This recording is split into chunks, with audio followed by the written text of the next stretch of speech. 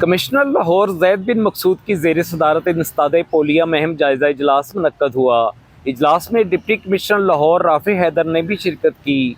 Commissioner Lahore Zaid बिन मकसूद ने कहा है कि जारी इंसदाद पोलिया महम में 22,30,134 बच्चों को पोलियो के कतरे पिलाने का हदफ हासिल किया जाएगा।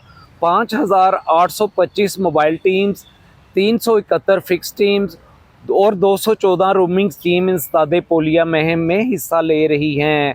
पोलियो मर्ज़ ज़िंदगी भर की माजूरी है। बच्चों का सेहतमंद मुस्तकबिल वालिदैन के हाथों में है।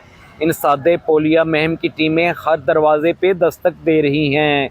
इनसे ताउन सेहतमंद पाकिस्तान की ज़मानत है। इंसदाद पोलिया महम 7 जुलाई तक जारी रहेगी। आखिरी 2 रोज़ कैचअप होंगे।